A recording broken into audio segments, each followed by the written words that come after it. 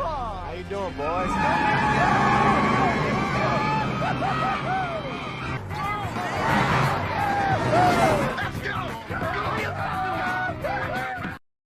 Okay, well, I came here today to do two things. Drink beer and kick ass. And I don't have any beer, and I have not kicked any ass. What's up, buddy? Well, I got you covered on the beer part, so I'm going to crack mine. Uh-oh. Looks like you're going to be kicking some ass. Oh, yeah. All right, well, we're back with another Retro Roundtable, and this time we are talking about the cult classic, Dazed and Confused. One of my all-time favorite watches to this day. Oh, man, it's awesome. Just watched it the other day. That movie doesn't get old. No, this movie, I could literally watch 2-3 times a year. No problem. Yeah, it's one of those movies every time you watch it, doesn't matter. It can be once a year, it could be a couple times. I enjoy it all the time. Yep. It's one of those rewatch. I think it's a rewatchable movie. Are you to the point where you can almost recite the whole script? No, I'm not good at that. I'm not good at that, but like I know the beats. I'm getting there. I could almost recite it. My wife gets annoyed. Well, that's okay. I mean, that's what a husband's for. That's right, to annoy their wives. Exactly. Okay, so the movie was directed by Richard Linklater. The movie was released September 24th, 1993. It was distributed by Universal Pictures. About fucking time we did a movie distributed by a different studio other than Warner Brothers. I was a little bit worried. I'm like looking at the box of my DVD. I'm like, okay, all right, we got a little bit of variety here. I agree. The film was, though, at the time of its release, was a commercial failure. Yeah, it's really too bad. Over time, the film went on to enjoy critical and commercial success over the years. It has become one of the most popular cult films of all time, wouldn't you say? Yeah. I wonder if it had anything to do with the success of a lot of the actors from the show. Like, because this show was, maybe not banking on using their cast as to propel the show into stardom. Whereas, like, maybe after this movie had aired, and then years down the road, you start to see these actors, and then people look up the actors and actresses and realize that they all kind of amalgamated at Dazed and Confused, and now they're like, hey, you know what? This is a great film, and I'm getting to see like early versions of Matthew McConaughey and Ben Affleck and people like that. Well, yeah, like the casting was basically, at the time, they were all unknown. Right. Like, this was really Matthew McConaughey's really second gig. I think he did a commercial before this, so he was brand spanking. Most of them they were all green looking for work. I think part of it is this movie wasn't really, like, Universal really didn't know what they had like there. They didn't know how to market it. So they just kind of marketed, and I don't know if they really thought it was going to be anything. I don't know if they liked it. And, if you kind of look into it, there was lots of drama between Richard Linklater, the producer, and kind of the studio. Yeah, I agree. I mean, you can't really predict how a film's going to be, especially one like that. It's not like a superhero film or a love, like, it's an unpredictable show. Like you said, it's really, it's a cult film, and really not a lot happens in the film, but it's the dialogue and where the setting is, I think, what makes that film special. Yeah, and then the characters, because a lot of them are archetypes, and the actors themselves kind of, they cast so right. I know some people will criticize it they do any casting. It's Mitch Kramer or Willie Wiggins. Yeah. Personally, I thought he was fine in the role. I thought he was all right too. His nervousness, and we'll get into some of his nervous tics and stuff. But no, I think the casting was spot on, and basically it's a ensemble cast. It is. And you don't get to spend a lot of time with all the characters, but you get to spend little bits with a whole bunch of characters, and it's super diverse. And I really enjoy the acting in this. I think the acting is actually done really well amongst most of the characters. And you see, like, yes, very few of them really went on to superstardom, but most of them have kind of done some respectable stuff. People like Cole Hauser, who he was in Good Will Hunting. He's played villains. TV. He's actually appearing on that Yellowstone, which is a really big hit. Yes, my wife loves that guy. Most women do. They find him very attractive in Yellowstone, apparently. Yeah, and Benny's one of my favorite characters. He's great. Yeah, he's. Anyways, let's get into the cast. Well, the film stars Jason London as Randall Pink Floyd, Willie Wiggins as Mitch Kramer, Joey Lauren Adams as Simone Kerr. Man, I had not heard any actress or any woman speak like her. She has a very distinct voice. It's but not like Fran Dresser fucking in the. No, not Fran Dresser. I mean, Fran Dresser, I always thought was pretty sexy, but to be honest with you, when she talked, I wanted to drop a piano on her. Yeah, it's nails on a chalkboard. It definitely is. Fran. I mean, sorry, Fran. I know it's. Then there was Mila Jovovich as Michelle Burrows, Rory Cochrane as Ron Slaterson, Adam Goldberg as Mike Newhouse. I enjoyed him. He's in Saving Private Ryan. He plays neurotic really well. And Parker Posey as Darla Marks. You know what's really interesting about Darla and Parker Posey? She's barely in this film, but man, she leaves a fucking mark. Does she ever? And I like it. Yep. She is the best bitch I've ever seen play on a movie screen. Like, just the way her face looks, it was just intimidating. It really was, actually. Yeah, normally in life, you don't really like jerks or bitchy people, but there's something about Parker Posey. When she's a bitch, I get really turned on. Swing! Oh, man. She plays bitch really well. Really good. She's great. Okay, so Anthony Rapp as Tony, famed from Adventures in Babysitting.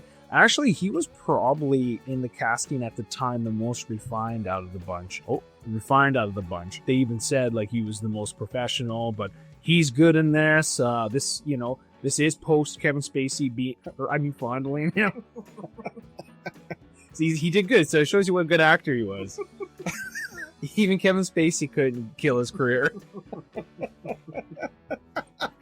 We love you, Anthony. Yeah. Michelle Burke as Jodie Kramer. It's really something with Michelle Burke, man, because we'll get more. Obviously, we're gonna get more into the actors and the characters, but you really have not seen her. She was in Coneheads after this, and then she just kind of fell off the face of the earth, kind of. Okay. Because you figure she would have been kind of on the cusp of stardom. And then there's Sean Andrews as Kevin Pickford, the boyfriend of Michelle Burrows. Yep. There's Deanna Martin as Savon, right? Yeah, I think so. Yeah, I've only seen her. She was in Swingers. Okay. She's in that. I mean, she's freaking hot. Been a while since I've seen that, but okay. Marissa Ribisi. Just warning everybody, I'm going to be butchering names here. It's not a big deal. Cynthia, the redhead. All right. I like them redheads. Sasha Jensen as Donnie Dawson. I love. He's a good character. I love Donnie. I mean, he's just that fun guy. Again, Cole Hauser as Benny. There's Ben Affleck as Fred O'Banion. Oh yeah. I'm gonna say this here. One thing about Richard Linklater did is, and it might be just the actors, Parker Posey and Ben Affleck played the pricks of the show, but they're kind of likable. Kind of, yeah. You like to watch them do that, yeah. I think Darla's a little more likable than O'Banion, but man, I don't mind O'Banion. He plays a good piece of shit. Yeah. Then there was the chick that played Sabrina. I'm trying to think. I think her name is Kristen Huno Joza or something. I don't know. She reminds me of a girl I went to junior high with. Yeah, really similar, just the long, straight, dark hair, and just the same build as her, and almost the same facial structure. Like when I seen Sabrina in the film, I was like, wow, did I go to school with that chick? Because they look one of the same, but obviously not. But yeah, very close. She kind of has a look almost like a girl. Some of the girls that I went to high school with kind of had that Sabrina look. Really something. This is set in the 70s, but they could fit easily into the 90s. Then of course there is Kristen Hornanos as Kay. She doesn't have big, she's a thin chick with they're the one that they're talking about, Gilligan's Island. Oh yeah, yeah. She's super hot. Oh yeah.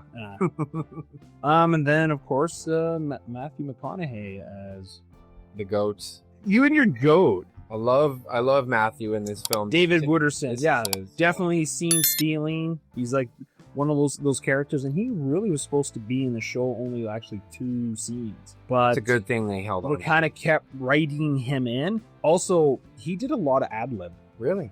Okay, so we kind of have the cast, and we'll be referring to them some more. The movie takes place May 28th, 1976. Basically, the movie follows the adventures of a junior high school and high school students on their last days. Yeah, I believe this is in Texas as well, because I noticed all the Texas license plates on the cars. Yes, it is. It is, but you don't really notice the Texan accents on that. No, you don't. Nope. You can tell, I don't know if any of them are from Texas. Maybe not. So pretty clear there. But in the 70s, did they have accents? I mean, they're hippies. Who knows? Again, like you said, when you talk about top cult films, this movie's always on people's top list. Usually when you look at lists for best cult films, it is always usually a list pretty high. It's everybody knows about this film. I think you can argue it is a cult film, but you also can argue it's a pop culture film too. Yeah, 100%. All right, so some other things I'd like to talk about the film is the music that is intertwined in the entire film. I believe that they do a really great job with the music, starting off with Sweet Emotion by Aerosmith sets the tone early that this is set in the 70s, and right away you see Pickford's 1970 Pontiac GTO Judge driving through the parking lot of the high school, and right away that tells you like the kind of film it's going to be, just this chill, rock and roll, laid back, pot smoking, drinking, fun high school movie. Yeah, like the music sets the scene for the whole movie. Like the like you said, the Sweet Emotions, the intro, it plays, it has a music instrumental, leads up. It's like it builds, and each scene kind of builds, and it's like the song is like picked, for it. Like when they walk into the pool hall, they're playing the Hurricane song by Bob Dylan. It plays great. It's so good that the placement of the music in this film is amazing, because it really it just goes so well with each scene, like you said, with the pool hall walking in, and it's just this wicked vibe. Like this movie gives you vibes all movie long. In 1976, all these songs kind of came out, so it's the right time to do the movie. And Richard Linklater, I think he selected, like, they spent a lot of their budget on these songs, and I think it was, money well spent. Yeah, no, it was great. Some of the scenes, like when the boys go out for a beer bust, and they're smoking weed in Pickford's car there, and they're busting mailboxes and shit, and then they're throwing bowling balls outside the window there, but they're passing around a joint in the car, and you can hear the ZZ Top song play in the background. Oh my god, it's just again another vibe that you get by listening to the music in the film. Well, when the school is out, they're playing "School's Out" by Alice Cooper. It's like it's just perfect. The excitement, throwing the books, papers flying everywhere, frenzy, and you'd assume because it's school out, so like And I like that it's leading to something, like it builds the characters, like it's like the beginning, the middle, and the end, and the music all plays off of that. It does. It's actually, you could actually chalk up the music as being like a character in this film, because it's so important. Yeah. And the vehicles, the cars and trucks in this film are another character as well in this film, because it's just laced throughout the whole, but you don't notice it, but then you do notice it, because every scene you're like, oh my god, that car is nice, or that truck is awesome, or like just so many classic cars. Yeah, and like the whole setting, like it has the setting is a small town feel. Yeah. You don't know how big it is, and it kind of, I think most kids can kind of relate to that, because a lot of people come from small towns, small cities. Yeah. So it feels like that. It's like, and like, what are you gonna do? Because I just remember, like, back then you'd like go to school, and then you go to work, just like the setting. Okay, school starts, school ends, and then there's like a ball game, and then they go out, and it felt like that was like our Friday night. You could talk to anybody. Like, I went to school, right after school I went to work, And then after work, especially on a Friday, you go out and have some drinks and you go cruising around. And most of like, I think kids in like the 90s, we spent a lot of times cruising around like that. Yeah. Like driving aimlessly nowhere, because like you're always trying to find a party, you know, and a lot of times things fall through, but most of the time you're driving around. Yeah, no, it's a lot of fun. And just having a car in high school was, it's like getting a bike when you're young. You have the whole world in front of you. You have so much freedom. And then you get that elusive first vehicle in high school. And yeah, you find ways you invent ways to have fun. Whether you're piling in 8 of your best friends into the car, even though you only have 6 seatbelts, or, you know, people are laying on top of each other. It's just, it's a hell of a time. And different characters piling into different vehicles. Like you see Donnie, that's basically all he does in the movie is like get into one vehicle and the other. That's like he's always calling shotgun. Like he's with different people, and I love the different interactions with the characters where some will go off in this setting and hang, because that's what it really was back in the day for us. Yeah, it seemed like the Emporium, the pool hall there, was like their meeting place where their home base, and then they would just like go off from there, go do a beer bus or go smoke a joint and go for a drive and then come back and meet again. And yeah, it was awesome. Well, the city I came from, we had a pool hall similar to that, and that was like one of our meeting places. Right. Like we go there and try to figure things out, go cruising. Yeah. Like, yeah, man, it's a lot of nostalgia with it. It is. And do you notice like the parking lot in the beginning there when they're driving, you see all those more vintage cars there, like some of those look like 60. Those are mom and dad's cars, probably. Those are mom and dad's cars, right? The nice that's awesome. It's pretty cool. Now, I mean, this movie takes place in one day, so you would have to assume that these kids had jobs, the seniors were working to have these cars, right? Like, because you can't just up and say, Mom and Dad, buy me this car. Yeah, but we don't see any of the characters working in this. No, but it takes place in one day, and I guess they just weren't working that day, so you could assume they had jobs. Yeah, you could assume. Like, obviously, Wooderson worked for the city, but I mean, the older, right, the elder statesman, but the other high school kids must have had jobs, too. Yeah, or they played sports. Yeah. Like Pink and Donnie, they might have not had time for that. Right. But you'd think like characters like Cynthia, Mike, and Anthony, you could see them working somewhere. Yeah, they seemed a little more responsible. They did, because again, they're like kind of the more middle, where you get like Siobhan, Darla. They seem like, because maybe they were cheerleaders. I could see them being cheerleaders. Yeah, potentially. Oh, they were good looking. Oh, yeah. Lots of good looking gals in this show. Yeah. One of my favorite lines from Parker was fry like bacon. Yeah. No, sorry, that wasn't her. That was Siobhan. That was Siobhan. Sorry, my bad. Yeah. It's all right. Yeah, fry like bacon, you bitches. She just reams them. Yeah, I mean. Yeah, because your voice works great for this one. Yeah. Well, I guess the condiments that they used on all the girls there, they were actually real. Yeah, ketchup, mustard. Oats, or what? It looked like oatmeal. Oatmeal, yeah. And it looked like kind of like baking powder.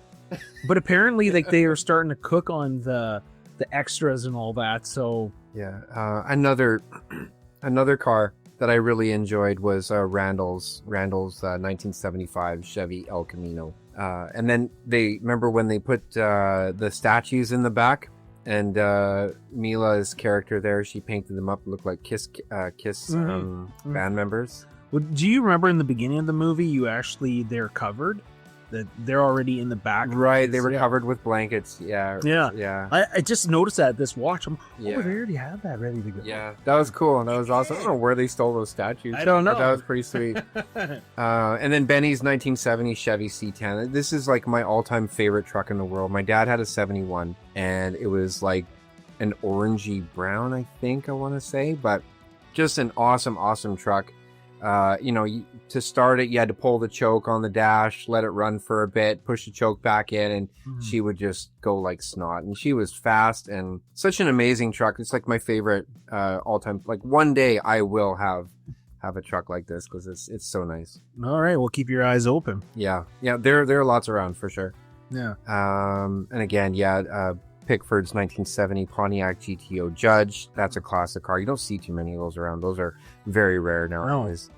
but especially up in our neck of the woods, not so many people have them. I'm Okay. sure down south in the States, there's probably lots, but Mm-hmm. not up here.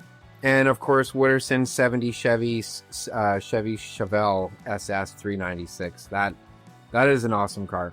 Now, one of my favorite scenes is when Wooderson is arguing with Clint at the Emporium. They're comparing cars. They're like telling each other whose is better.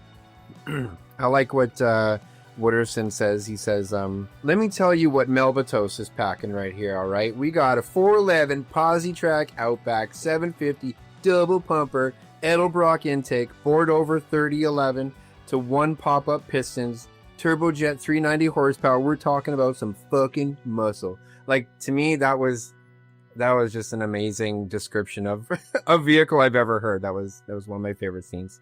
I really loved it. And of course, Clint goes on to say that, telling him that he's got pizza cutters for tires, and so I really like that. So Yeah, talking shit to each other. Right? yeah, but that's what dudes did, man, and that's camaraderie right there. Like, it's having a lot of fun. Yeah. Man, it was I just loved it. I wish I could be that age in that era, because it just seemed like a lot of fun. Yeah, it looks like it was a lot of fun there. Because I think Richard Linklater, basically this movie is his version of American Graffiti. So he wanted to do like the 70s.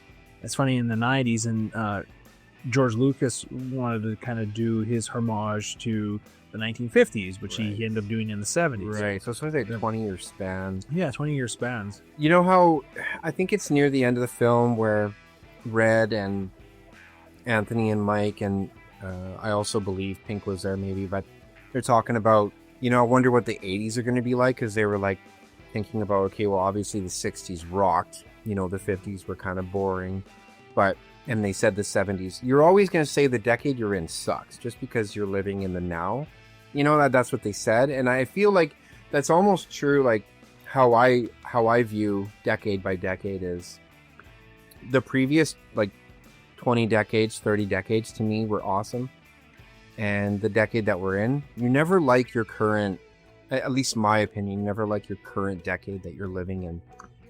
Do you feel that way? Because I always feel like I wish I could be older 20 years ago. You know what I mean? Like, I wish I could live that lifestyle as an adult. Most people, like, I always thought the 80s and 90s were pretty good. They were good. They were. The early 2000s were pretty good. I think the culture we live in now, I don't really care for it. But I think that's just human nature, right? Like, as we go on, every decade it seems like things are changing. Obviously, you evolve and you change as a person, but you always look back then, like when your parents lived, and you hear stories about like what they did and how much fun they had. And well, yeah, because when you get past your 20s and you get into your 30s and your 40s and then so on, your life is more rigid. Yeah. Where you're gonna look. I think that's why this movie, I think, is so popular, because high school, the sky's the limit, right? Like you said, they're gonna go to university and really kill it. And you kind of, so when you're younger, you reflect, like, you're more fond to your younger self than you are to your older. Yeah. I don't know if that's just kind of a natural state with people. I think that's why memories are so special, is because no one, obviously, in today's day and age, a lot of your memories are on Facebook and Instagram and blah, blah, blah. But before, like pre-internet, all your memories are locked inside your brain, and those can never really be shared with other people online. And there's something special about that, being able to hang on to those memories, knowing that only you can enjoy them, or people around you that were close to you that were there can enjoy them, but not for the whole world to see. You know what I mean? No, absolutely. I agree with you. Yeah. There's something about it's the little instances, like, and I think this is why this movie, again, kind of speaks to so many people, and like yourself and me. The things that you really remember are the little things, the little instances, not the big moments that, you got the touchdown, or, you bought beer underage. Well, there's those those are good moments too. They're fun stories, Yeah. but there's the little things, the little subtle things that really stick out. I tend to, when I get reflective and nostalgic, it's like little insignificant things that kind of, pours back into me, and I'm like, oh, I miss that. So another quote in the film that helps me kind of come back down to earth and realize like you do have to enjoy the decade that you're in or in the time that you're in as much as you can, because it is important not to dwell too much on the negative that's bringing you down. You just want to do the best you can and fight through it. And they did a really good job at this. And this is a quote by Donnie when they're on the football field. And they're talking about life in general. They're talking about, you know, what do they want to do with their lives after football or after high school. They're perplexed by this. And Randall says, remind me, if I ever refer to this time as the best times of my life, remind me to kill myself. And you can tell that he's upset about this whole, you know, the coach providing or presenting them with this letter stating that you must sign this pledge never to drink or smoke weed or do drugs while playing football. And he doesn't feel that that's right. But Donnie, as stupid as Donnie is throughout the whole film, he actually has a really smart moment here. And he says, I just want to say, I did it the best I could while I was stuck in this place. Had as much fun while I was stuck in this place. Played as hard as I could while I was stuck in this place. Dobbed as many chicks as I could while I was stuck in this place. And then his girlfriend says, yeah, right, Mr. Premature Ejaculation. So brings it back to, you know, to a lightened mood. But that quote is actually really, really nice. Well, I know Pink is kind of like, there is a main character. He's kind of he's the nucleus for the whole show. But the person that in this show, to piggyback what you said, that actually really gets everything, it's actually Donnie. Because he's like, no matter what it is, because let's look at it. The whole film, Pink is worried about, he's pissed off about the letter the coaches want him to sign. And he's dwelling on it. He throws it like he doesn't want to be controlled. Where Donnie's like, just sign it and not think about it and just live. Don't worry about it. Sometimes you got to do the things, and the whole movie, it shows that with his kind of free for all kind of take on things to enjoy it. I think that is kind of encapsulated in what you're saying at the end, where he's like, just do it the best you can, enjoy it what the time you have. Yeah. And Ashley Wooderson also says you just got to keep living. Livin.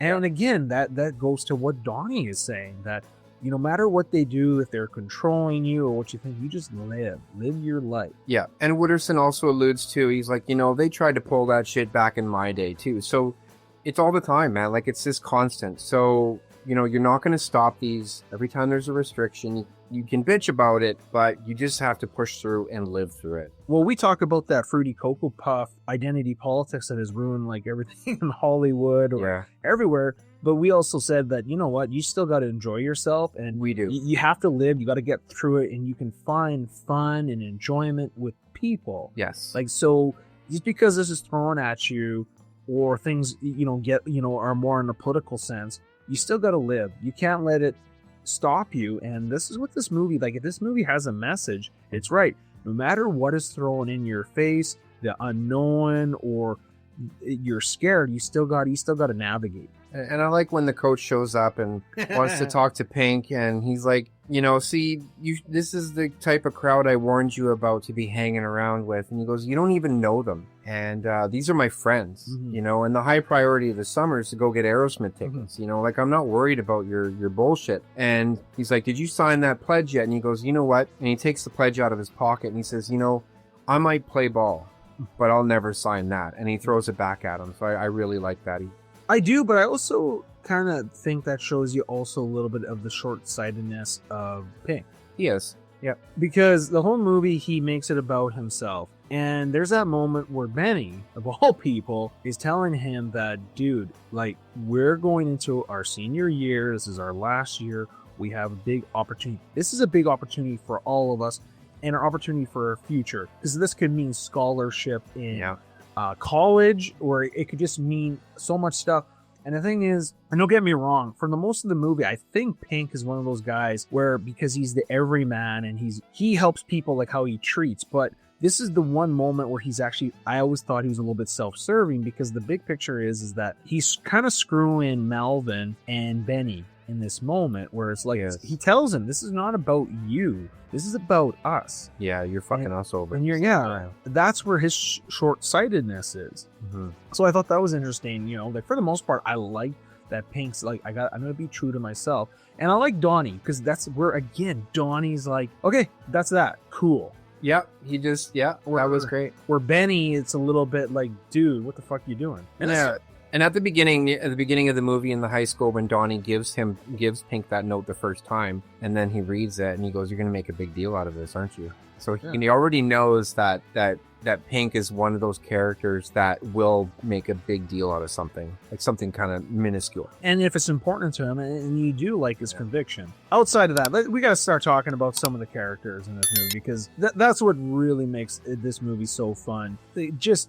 so many different characters, and they're all entertaining. Like, Ben Affleck, man, like he plays like he's that one friend, or maybe he's not even a friend, but that one person you have to kind of navigate with. You kind of don't really want to be around him, but you have to be, so you kind of have to coexist with him. Yeah. But like, and I think that kind of shows you where his character is, where his character is kind of stuck in that loop of the glory days. And like, he takes this hazing, the paddling of these juniors so serious. Oh, he does. Yeah, like, I mean, he's like nobody, man, Ben Affleck, there's something's unsettling with his squealing. Yeah. You know? Yeah, he tells Hirschfelder to squeal like a pig. Yeah. But like, even when he first pulls up there, gentlemen, you can hear him like he's just so amped up, because you see the other characters like Benny and Donnie, Melvin, and even Pink. They're excited for it because they went through the trials, but it's more like it's that fun excitement where O'Banion, this is like serious shit. Yeah, like he was violent. Yeah, like he took it to the extreme. Yeah, well, and then when he chased Carl and Kramer to Carl's place when they were getting chased after school there, and Carl's mom comes out with a shotgun. Yeah, like, well... yeah, I was just escorting these fine two gentlemen home. Yeah. He wasn't really that put off by having a gun. No, he wasn't. He couldn't. This is Texas, dude. Everyone carries. That's true. This is Texas. This is Texas. This is Texas. And another thing is, you almost forget that up until I think it was at 1982 or 83 where they changed the legal drinking age. It was 18. Notice he was 18. Yeah, that's right. It's 18 right there. So you're like, why are these people? I love just the drinking. Like, they're drinking at school. They're riding in the back of the box. Nothing drinking. Yeah. And like, nobody's doing anything. Like, they even said when Mike and Tony, they're talking about, like, it's crazy that something like this hazing is actually really supported by the community. But he's turning a blind eye. Yeah, that was funny. And it's really fun when they like you said, when Michelle, the leader, like, she's kind of Michelle in the movie. I mean, I like her in those jeans. But she's kind of like, if you had to pick kind of the main chick in the movie, it probably is Michelle. And she goes up to and like tells him, "You take it easy on him." And Benny's like, after that's just a little bit of a bullshit. He's like, "He's fucking dead." Yeah, major. And bullshit, I like how he shows up there. "All right, you freshman fucks." and the teacher. Oh, Mr. Payne. You remember his name is like Mr. Payne. Yeah. And then the kids are like, every second you let us out early would really help us survive. Yeah. And he's like, "It's like they told us in the jungle. 50 of you guys are going into war. 25 you ain't coming back." They're like, "Ah, shit." And just even before that, when Benny's talking on the speakerphone there, the two-way, he's just laughing because like he knows this is the ritual these guys are in for, and just a frantic trying to get away. It's surprising like they didn't try to like get their licks. Yeah, like, just let Mitchy, your ass is grass, buddy. Yeah. Oh, I love that. Do you think Pink, he's a good guy, but because he has something kind of brewing with Michelle, because like he is kind of, I think he's kind of seeing Simone. Well, I think in the beginning they kind of allude that they are somewhat together, and then you don't see them together for most of the film, and you see him flirting with Michelle. Yeah, he's kind of flirting with Michelle. And she's leading him on though. Oh, for sure. Like it's both ways. Yeah, they are both. They're kind of, because it's like when they're walking to class, the last day of class, he's gonna go make an appearance, and Donnie's like, "You got something going on there," and you see Michelle's in there. Right. And Donnie, like, I mean, everything. Like, everything he's trying to go. And surprisingly, Siobhan, I guess they're kind of an item, too. Yeah. It was funny. Donnie tried picking up the teacher. Trying to pick up the teacher. He was trying to like a good boy. She just pat him on the head. Okay, run along. Yeah. And, like the whole opening montage, you get introduced to the characters, and you see Donnie's talking to that chick. And their chick walks by, checks her out. And, like, you're right there. You know who Donnie is. Like, he's just hornball. No, that's his goal. When he said when he gets to college, he just wants to bang, bang, bang, bang, bang, bang. And he's trying to bang the teacher, and you wonder, is Pink being really nice just because like he was treated that good back in his day, or does he have a little bit of an ulterior motive with Mitch because that's the little brother of Michelle and he's trying to get down her pants? I mean, it's possible, I guess, but I didn't really see that in the relationship between them. I think he just honestly felt bad for Mitch, and he knows. He's like, yeah, I got busted when I was, baseball practice. They beat my ass, but then they took me out and got me drunk. So I feel like he knows that he got a beating after the baseball game from O'Banion and Melvin and Benny, and they all took their licks with him. And I think then he just took it easy on him, gave him like one little pat on the butt, and he's like, yeah, this kid's had enough. This kid's crying, literally crying, bent over the hood or over the trunk of the car, getting his ass whooped. Hey, that's what you get when you're smirking, right? So poor kid, such a tiny kid as well, so he probably couldn't take much. But well, that's what makes it really good, because like again, you hear a lot of online, and I've listened to some podcasts that talk about the film. They're kind of very critical of Willie Wiggins or whatever his name. Wiley Wiggins. Wiley Wiggins. Yeah. Wiley Wiggins. Yeah. I don't know. I like that he had that awkward, because he's always he had that tick where he's always has his grabbing the bridge of his nose there. Grab his face. Like there's one scene I think he did like fucking 8 times. Or like at the Emporium. Hey, yeah, at the Emporium. Talking to what's her name, Sabrina. Yeah, Sabrina. But that works because in real life, people would be awkward like that. Oh yeah, that's that nervousness, because you have to think about the context where this kid is. He's hanging around these high school students.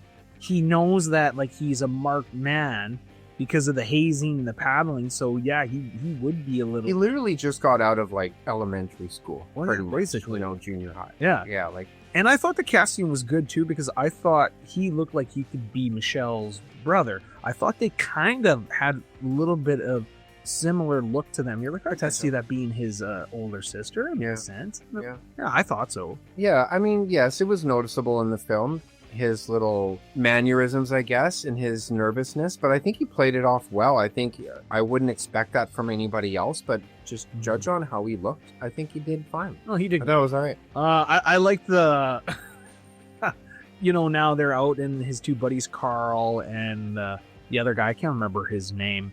They're walking at the dance and everybody's kind of partnered up, and they're, you could tell these guys struck out, so they want to leave. And their little buddy there, the Hirschfelder, he was getting lucky. Man, that chick was pretty cute, man. I feel bad for him because like he looked like he was doing good there. He was. He was getting there.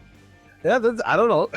I didn't know there was rooms like that. I don't remember having those at our... No, there were no rooms like that at our school. There was no, man. It was a little more loose, and everything you did was on the dance floor. Yeah, no, man. Those teachers, they were pretty lax there. Like, hey, you know what? It's going to happen anyways. Here's a room. Yeah. Yeah, we'll turn down the lights for you. Yeah. Because like in any other film, there would be like some teacher be like with a ruler. Separate. Or here, man, it's like pelvic on pelvic. Pretty much dancing. But you notice like all the guys in there, they're all shorter than the girls. I don't know if you paid attention kind of in the background. Well, actually that might be semi-accurate because in those years the girls do sprout up a lot faster than the boys. When you're in that middle teenager years, anyways, between like my son and daughter, my daughter was taller than my son for many years, and my son is 2 years older, and then she stopped growing and he kept going. Oh, yeah. So it's just, girls do get taller quicker. Thanks you. But anyways. Thanks for that, Turk. There, explain biology 101. Yeah. Thank you there, Professor. Other than the makeout room, it is reminiscent of school dances, and it really made you feel like you were there. As soon as they drop off Mitch after the ball game, that's when it really picks up, because that's when we get introduced to Wooderson. Once he kind of gets in there, the show's great, but as soon as Matthew McConaughey comes on there, it seems like it just kind of picks it up another octane. And you see him drive, and apparently he was like supposed to have like only really 2 scenes, but because the director and they liked him so much, they kept trying to like write him into the movie. That's awesome. And part of him also getting written in there, if you pay attention, Pickford, he was supposed to be actually at the end scene and actually driving, the one that was driving them to get the Aerosmith tickets. No one liked that actor, and he actually had a feud with Jason London. Okay. And also then he was in a relationship with Mila Jovovich. They actually got married. Really? And then they actually shortly got annulled. Okay. Because she's 17 and I think he was 23. Oh, damn. But apparently there's actually an instance where he was just in the background, and the other actors, I think it was Jason London, they were acting, and he like decided just to start throwing a ball, and like was really distracting. Like he had no lines, he wasn't a major focus, but he started doing that. And then I think apparently, like when the director was collaborating, he'd be like saying, well, I don't know if my character would do that, because Richard Linklater, he gave a lot of autonomy. Like he actually basically he told the actors, like once he like cast them, it's like, doesn't matter what's on the paper, you come here, you form the character in your mind, and we'll portray that. Yeah, and he also like let every actor pick their wardrobe in the film. So he was like one of those, and I think that's why in the making of it, he came because he's an independent filmmaker.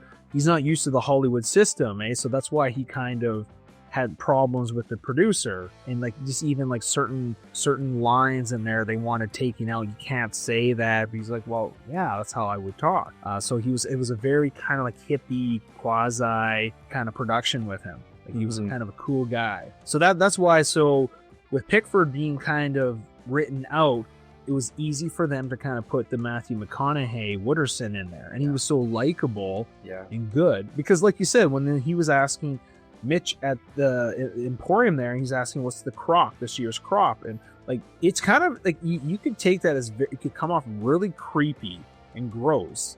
Yeah. But he does it in a kind of ways, like, because not necessarily he's like, I'm interested in these girls, but he's just kind of like, he appreciates like these gals. Yeah. Like I didn't think he's not looking to date them. He's just like wondering, like, you know, are there good-looking girls coming up? That's all he's asking. When I was going to university, every year I went back, I always looked forward to Welcome Back Week, because there was new girls coming there. You know what I mean? Like not to sound creepy, but you look forward to see like these beautiful creatures. Yeah. And I took it like that. He just appreciates a beautiful woman. Yeah. And then Donnie says, man, you're going to be in jail. I'm going to be in jail. See, again, Donnie with the common sense talk. Well, yeah, Donnie is kind of like the playboy guy trying to bang everything, and he's even telling him. But he spits out common sense once in a while. Yeah. And, which is something that Donnie is actually, the actor in the movie was older than Matthew McConaughey. Because in the film, Matthew McConaughey is only 23, and I think Donnie is actually 26 in the film. Okay. But he lied. Yeah. He actually lied. And I thought the scenes between, like, in the hazing, you see the difference of, like, say, Donnie when Siobhan brings that girl and says, will you marry me? And he's like, what is in for me? And then he asks her to, you know, open up her jaw just to check out the structure, you know, because he might be going to buy he could be a dentist. I thought he was going to be a dentist. Yeah. And of course, you know, he kind of asks, you know, a question about, you know, maybe a gag reflex and a little bit of hot water with Siobhan. Yeah. Yeah, Siobhan. Called him an asshole. And then the same thing with Michelle. And you see the difference between, like, you know, Michelle, she brings Sabrina there, and it's kind of sweet. Will you marry me and all this? And it was with Tony. And I just like the interaction because it's so uncomfortable with Tony and Mike. Is it what do they do here? It would be comfortable, like, or uncomfortable. That's right. Yeah. It would be. And like you could just see Mike, because she has all that like ketchup and shit on him. He's like trying to pull away because he doesn't want to get that shit on him. And, yeah. And I thought it was a good scene. Like you can tell it's like a cute scene between the characters. Like right away you can see like, oh, he's kind of a cute guy, and yeah, you know, and even Mike's like, oh, did I sense something? Yeah. They end up kissing at the end of the night. They do after eating a bunch of pancakes. Yes. Yeah, and it's funny. What's her name? Redhead there. Cynthia. They're like, I think it was Anthony that's like, oh, who's buying breakfast? And then Mike's like, oh, not me, because maybe he's broke or something. But Cynthia's like, oh, I guess I will. So she bought everybody breakfast. Well, she's feeling pretty good because she just scored Wooderson's number. That's right, she did. You know, yeah. Did you know that that scene where he pulls up? Because really how that scene came to be was they needed a kind of a scene to, how does Mike, Cynthia, and Tony know about the Bush party? So it was basically, well, let's put this in. So they brought in Matthew McConaughey, and he totally actually ad-libbed that. Like, all right. And talking to her. It's like that's totally Matthew McConaughey. Yeah. I'll tell you what, you ditch the geeks that are with you, but we'll worry about that later. Yeah. And you're going to see that, and those poor guys. And they're like, ew. I mean, he was in high school when we were like Three. Yeah. Yeah. No, that was awesome. Yeah, like he did it in a way like kind of a dick, but it was cool. Yeah. It was sweet. Like, Yeah. like I like how she's like all smiling, then she starts combing her hair. Yeah. Yeah. She's getting all printed up. Just like totally, like just not looking at like what the That was awesome. That's good. Did you know that actress? She was actually married to Beck. No way. Yeah. Oh, awesome. No, it's kind of I didn't know that. yeah. That's cool. Yeah. They seem like they'd be a good match, actually. Yeah, they got divorced. Oh, well. Like most relationships in Hollywood. And I haven't really seen her in too much. Just Me neither. And you wouldn't recognize her today because she doesn't have actually the red hair. Oh, was that all dye? Well, it could be. I don't know if it's a wig or a dye, but I think she's a blonde. Oh, okay. Unless she dyed her hair blonde. But Sure. I've seen her in other interviews and is blonde. But anyways, she looks good in red. Right on. Yeah. You notice there's lots of paddling of the butt in this, like where, Yep. you know, I love like they're standing at the bar and Michelle is kind of giving Floyd some shit that Mitch kind of got a paddling, and he's like takes her hand and goes, it was just a light little tap. He's really strong, and she's all like, and then Wooderson, and there comes Darla, and she just comes and grabs his ass, and then he gives her a spank. And, Yeah. oh man, I like Darla. Yeah. Oh, Parker Posey's so good. She plays bitch so good. Yeah. I like when she came up to Sabrina there when she's sitting with Tony, and he's like, all right, air raid freshman. Yeah. And like that scene, because you could tell she was super drunk, but she was establishing her dominance over a junior coming into high school. She's like, I'm going to make, the next year of your life a living hell. And Tony's like, don't do it, Sabrina. Don't do it. And then she's like, all right. And he says, good for you. Like, I liked it. Tony was really good at encouraging Sabrina to stand up for herself. Yeah. It was great. Yeah, he's like, no, you don't have to do that right here. Yeah. But I just like how she disregards him. Yeah. Yeah. He's like, just laughing at him. She was awesome. And then, of course, later on you see her walking back. She's so drunk and she's like, everyone, lick me. Yeah. Well, apparently her and Joey Lauren Adams, they really bonded during the film. They were kind of talking to Richard Linklater. They would like to have like maybe a scene with them. Because if you think about it, especially Parker Posey, she's barely in the movie. But I mean, her presence is so It's big, yeah. Yeah. They wrote some of their own scenes together and ad-libbed them because they had good chemistry. And it's like, well, why Right. not? Well, yeah, she's good in it. Another thing in the movie, we have a few characters that kind of end up hooking up. Like you said, Sabrina and Tony. Yep. They make out. Mr. Mitch, young Mitch, he hooks up with, what is that girl's name? I don't know, the but sophomore. she's sophomore. The sophomore, the older chick. He gets his wiggly going.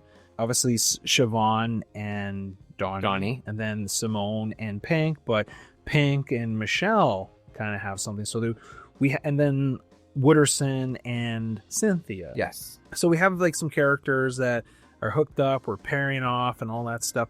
Well, apparently this movie, because again, at the time, all these actors are young, apparently they had them staying like during the filming at like a hotel or a resort. There was like all kinds of hooking up going on with the actors. Really? Like actually Jason London with that Christina Hermanos, the skinny chick, they hooked up, but they were hooking up before. They actually, at the audition, they actually had sparks at their audition. They ended up like hooking up like the audition day, apparently. Apparently the Michelle Burke, the Jodie character, she was trying to hook up with everybody. And I think she hooked up with Cole Hauser. She hooked up with, I think, Adam Goldberg. Jeez. And I don't know. Yeah. And I think Parker Posey actually hooked up with Anthony Rapp. Ben Affleck was trying to hook up with the assistant girls there. I think Richard Linklater, like there was a chick or someone working on the film he ended up hooking up with. It was, Holy, just a sex fest. believe Joey Lauren Adams hooked up with that Rory Cochrane. And you kind of see at the end of the movie, they're sitting in the back together. Right. Kind of paired off. So there was lots of Sabrina ended up that chick ended up kind of making out with Donnie. But I think it was more just making out. They claimed it was like an innocent mix because she was like 16 during the film and Donnie was 26. Uh-oh. That's a bit too much. Yeah. Yeah. Yeah, that's a little that was in the early 90s. People could kind of get away with that, but not today, man. Yeah, there was a girl in my junior high class. I think it was grade 10. Yeah, she was dating this much older guy. He wasn't in high school. He was living on his own, and some Frenchman. But I remember we had met him a couple of times because he had picked her up at school, of course, because he had a car. But yeah, I believe he was, I want to say he was mid-20s, and she would have been only like maybe 15, 16, if that. You know, even in my day, I thought that was kind of odd, but the teachers didn't really, I don't know. I guess her mom and dad were okay with it. It's kind of weird, but whatever. To each their own, we say. Yeah. To each their own. Yeah. Yeah, so there was lots of hanky-panky going on in this movie. Pretty cool. Yeah. Yeah, it's funny you don't hear about all the behind the scenes activities that are going on. No, they keep it pretty quiet, but you'd think that you're away for a long period of time and you're working very closely. Well, you see that in everyday life, that especially when men and women get together and they work, and if they're single or available. But a lot of times that doesn't even matter if they're single or available. People are hooking up. That's right. All in the name of love. It's all about, well, they were dazed and confused.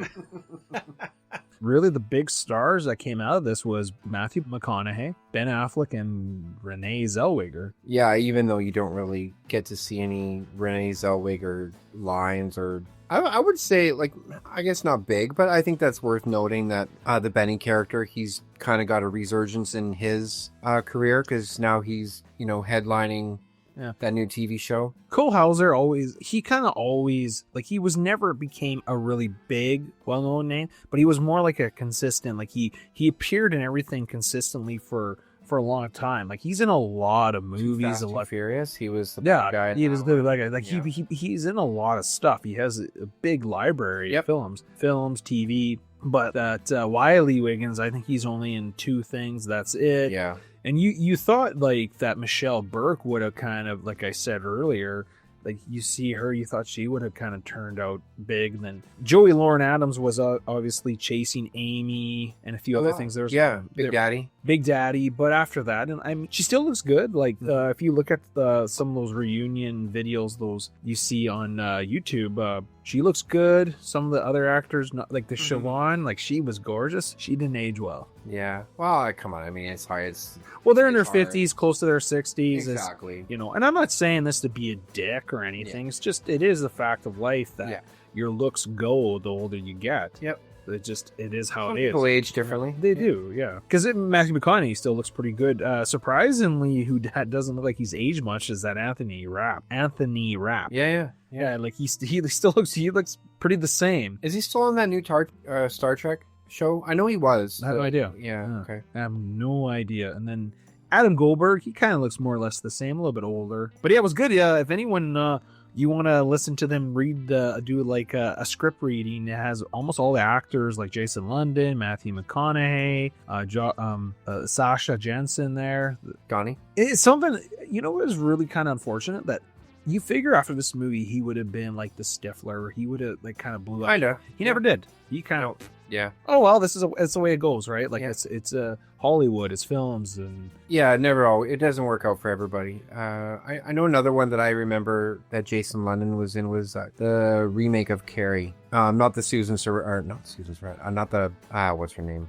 I forget. But anyways, the one that was it was probably in the 90s or early 2000s where they remade Carrie, and Jason London was in that. Watching this movie, I mean, now that because these actors are so recognizable, I think that's why you feel like they went on to do more stuff. Because this film, like, every actor in here is you're like, oh yeah, that's that person. That's Nicky Cat, who plays the greaser guy. Yeah, like they're all recognizable. But actually, if you think about it, most of them never really went on. I think that's all we got to say about that. Pretty much. Yeah. It's a great film to watch with your family. Maybe not little kids, but your teeny boppers there would love this film. Yeah, definitely a generational film to watch. Like, I think it's also one of those films, like, it doesn't matter how old you are, you can still get something out of it. Like, I remember watching that at like 12, 13, and now I still enjoy it. Yeah, me too. And it holds up pretty good.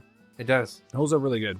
Like, the acting, I think it's just good writing. Like, the characters were written good. They're all likable. Like, I think that's the things when you have movies, even if you have characters like O'Banion and the Darla that are kind of bitchy and pricky, but there's something likable.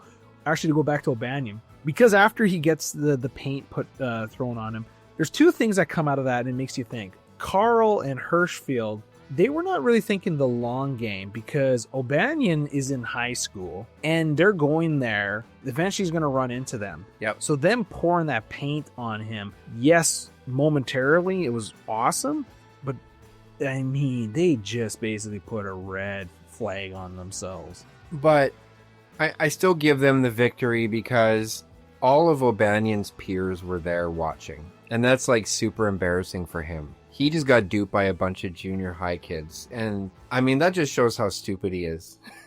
And I really love that. I thought that was great. Now, yeah, are they going to get beat maybe when they go to school? Probably. But I still give them the upper hand. I think that's well worth it, in my opinion. Right, the humility. Well, and there's a deleted scene on the DVD. After that, you don't see him anymore. Right. Yeah. He actually shows up to that bush party. Oh. And he's like almost like nothing happened. He's all happy, getting me a beer. Like it's like he's like, I'm okay. It's cool. Like it's kind of a funny scene. Okay. But it's good they took it out. Yeah. Yeah. Yeah. Yeah. He shows up and he's got like it's almost like a rainbow stripe type shirt. Like what do you mean wouldn't wear that? But a person would, like, that's why I didn't think the O'Banion character, I don't think his humility is like most people. So with seeing that scene, I'm like, that would happen. Yeah. No, he's there. Yeah. But it's good they took it out. I think the film works better that was his last scene, him driving away. Pissed off. Yeah, because then it kind of undermines like what those kids did and That's what right. he did, eh? So, and it kind of that was the last time we saw those kids, the Carl and all them at that moment. Yeah, because they went and jumped back into their brother's car. It's a good watch. I recommend it. Obviously the soundtrack is just top notch. It has all these big hits. It makes you think of the movie. It makes you think of the scenes. It's an iconic movie. It is. Yeah, I agree. Every time I hear a song from that film, I can picture the scene that it came from. So, and that concludes our roundtable of Dazed and Confused. all right, thanks for listening. Bye.